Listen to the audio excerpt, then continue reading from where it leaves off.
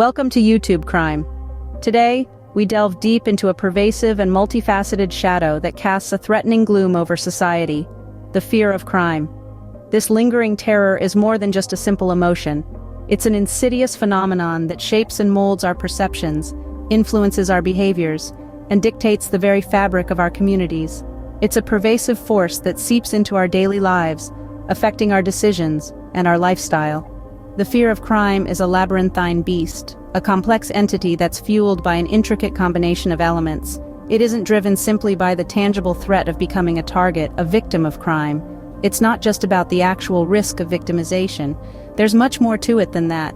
It's a phenomenon that's significantly amplified by the stories we hear, the images we see, and the headlines we read. Our fear is not simply a reaction to crime itself, but a response to the portrayal of crime in the media we consume daily. From newspapers to television, from social media to movies, the media plays a pivotal role in shaping our understanding and perception of crime. The media's depiction of crime is amplified and often sensationalized, leading us to perceive the world as a dangerous place, brimming with potential threats and hazards. This constant media portrayal crafts a narrative, a perception of a world under siege, a world beleaguered by crime.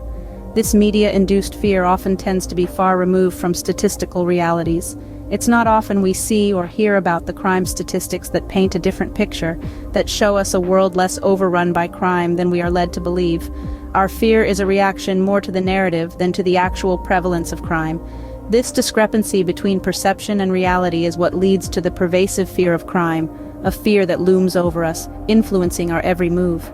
This constant media portrayal crafts a narrative of a world besieged by crime, often far removed from statistical realities. Our brains are wired to detect threats, a survival mechanism deeply rooted in the evolutionary process that has allowed our species to survive and thrive over thousands of years. This biological feature, a product of our ancestors' need to stay alive in the face of predators, has been passed down through generations and still exists in all of us today. It acts as an incessant scanner, constantly evaluating our surroundings for potential dangers. However, in our modern, relatively safe world, this mechanism can sometimes misfire, leading us to overestimate the dangers we face.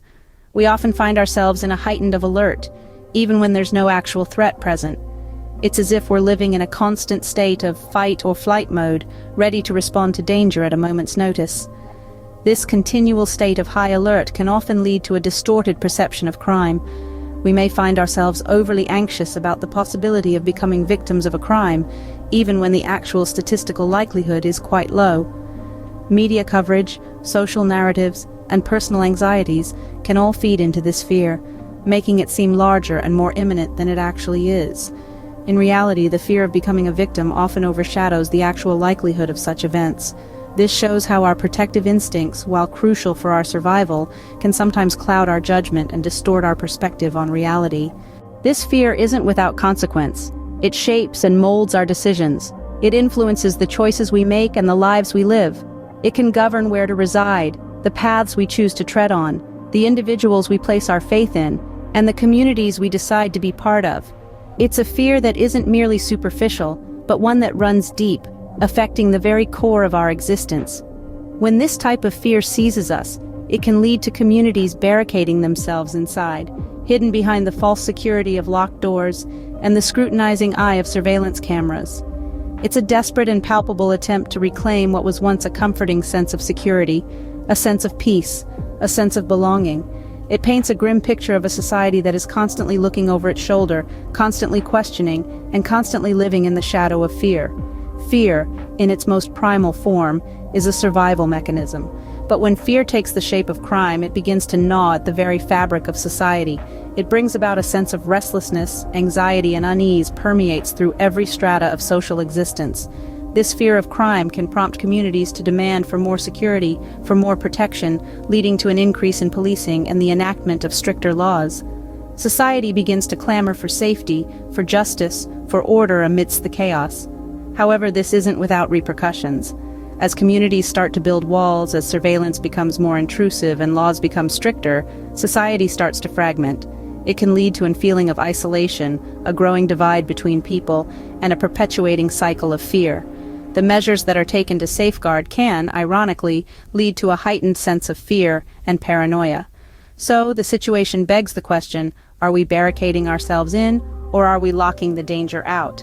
Yet it's important to remember that this fear can also perpetuate a cycle of fear, where the measures taken to protect can also isolate and divide. How do we break free from this cycle? It's a question that has intrigued philosophers, writers, and thinkers for centuries. The answer, or at least a significant part of it, lies in two very crucial elements: education and awareness. These cornerstones of progress and improvement are what we need to turn the tide. Education is not just about learning facts and figures textbooks, it is about comprehending the world around us and the issues that affect us. It's about knowing the truth behind the facts, understanding the story behind the numbers, and unraveling the narrative woven into the statistics. It involves not just accepting what we are told, but digging deeper, questioning more, and seeking the reality that lies beneath the surface. Awareness, then, is the other side of the coin. It is about keeping our eyes open to the world around us, not just seeing, but truly observing. It is about recognizing the role that external forces like the media play in shaping our perceptions, and understanding the impact this has on our fears and anxieties. We need to be aware that our worldview is often warped, filtered through a lens colored by sensationalism, bias, misinformation. When we begin to view our world through a more balanced lens, the shadows of fear and anxiety start to recede.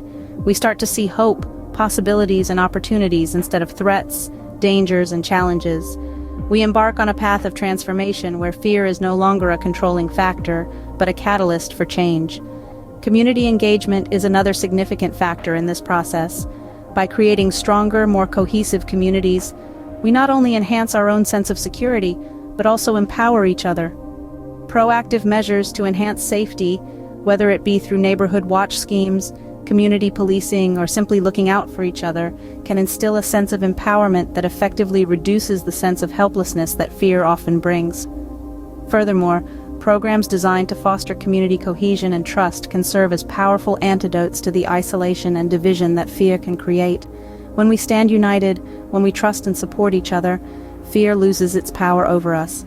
It becomes a tool for growth rather than a weapon of destruction. Programs that foster community cohesion and trust can be powerful antidotes to the isolation fear creates. As we navigate through the complex maze of crime and fear, we find ourselves seeking an equilibrium within this chaos.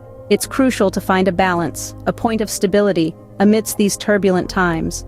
The present world, replete with news of strife and discord, oftentimes makes us question our safety and security. The question is, how do we counterbalance this fear, this apprehension? The answer lies in preparedness and community engagement. Awareness is our most potent weapon, our primordial shield. It is through awareness that we can discern the shrouded threats, understand the nature of our fears, and develop methods to mitigate them. Informed about the mechanisms of crime, its roots and manifestations, we are better equipped to prevent and counteract its impact on our lives. Next comes preparedness. Preparedness, the act of arming ourselves with knowledge, tools, and strategies to combat crime and fear. It is the process of creating a safety net, of constructing an invisible barrier that can protect us from the onslaught of crime. It is a proactive approach. It is the light that guides us through the darkest alleys. Community engagement is the binding force, the thread that ties awareness and preparedness together. It is the manifestation of collective strength, the beacon that paves the path towards mutual support and cooperation. When a community stands united against crime, it casts an invincible shield, a protective layer that shields us all from the depths of fear and despair. Together, these elements can light the way, illuminating the path from a place of fear to one of understanding and resilience. The fear of crime is a shadow that stretches across society, but by standing together, informed and united, we can bring light to the darkness. The challenge is significant, but with the right tools, knowledge, and community spirit, we can overcome it. Thank you for joining us on this journey at YouTube Crime.